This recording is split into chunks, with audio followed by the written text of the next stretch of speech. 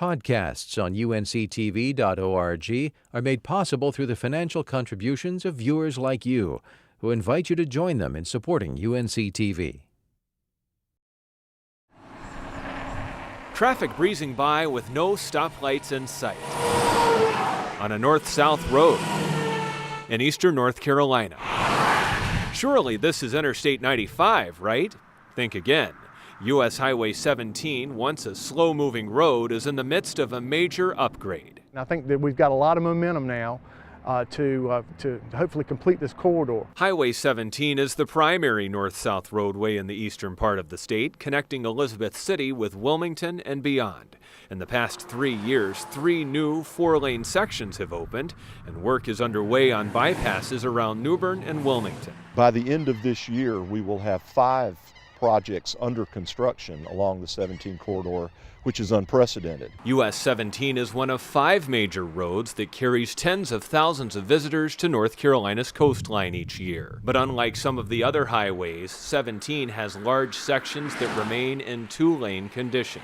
If there are big breaks of 2-lane road in between 4-lane expressways, people are going to go another way. Most of those unfinished 2-lane sections fall between Jacksonville and Williamston, but replacing them with fast-moving 4-lane isn't as easy as laying down new pavement. Several towns must be bypassed to make the new roadway stoplight-free. 1, 2, 3.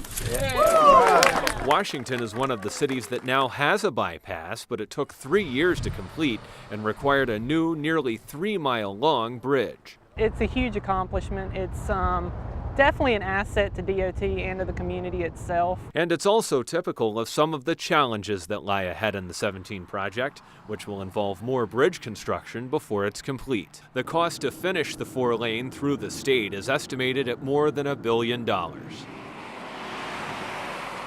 One of the places due to be bypassed is the Jones County town of Pollocksville. There's no doubt about it. There's going to be a lot of traffic diverted. There will be people that don't stop. We certainly don't want our town to dry up and blow away. It's an age-old concern small-town business owners have had whenever new roadways are planned.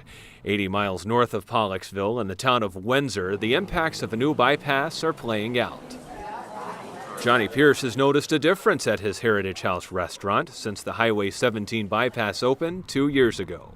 We're thinking that probably anywhere from 10 to 15, maybe 20% of business that was lost because of that traffic. Because anytime you take 1,800 cars away, from an established restaurant, it's bound to lose some of that traffic off the highway. But he acknowledges a down economy could also be keeping folks from splurging on the Southern-style cuisine he serves up, and business has been better lately.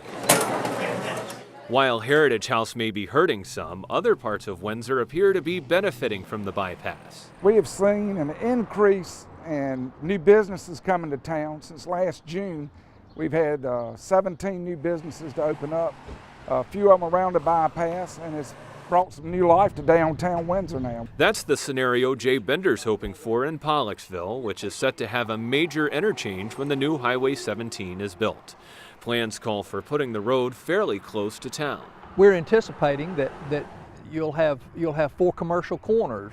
You could have a Bojangles or a Hardee's or a big convenience store gas station. The possibilities are certainly endless. Up the road in Washington, Mayor Archie Jennings says having a faster road will bring more people through and make up for potential business losses. Yeah, I call it bypass anxiety. Right now we know that there'll be some people speeding by the town that would have normally come right through the middle of it, but if we can complete the highway, it'll be a major corridor, and Washington will benefit from being on the corridor, no doubt about it. A 4-lane limited-stop Highway 17 will no doubt benefit the tens of thousands of folks who flock to North Carolina's coastline each year.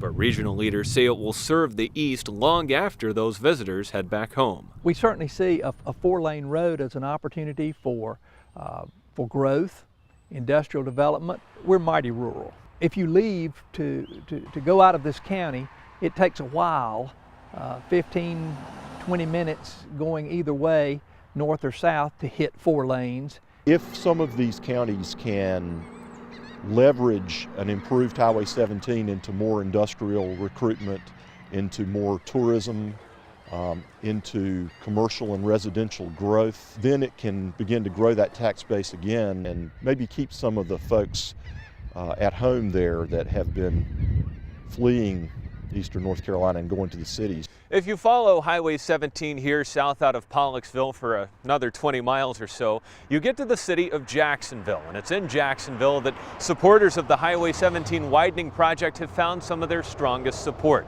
Marine Corps leaders aboard Camp Lejeune have made widening 17 one of their top priorities. The Marines use the road to travel to training exercises and deployment for overseas missions. But a year ago, their transit came to a standstill. There was a circumstance last year where 3 busloads of Marines trying to go from Jacksonville to Norfolk wrecked on US-17 and injured 13 Marines and a bus driver.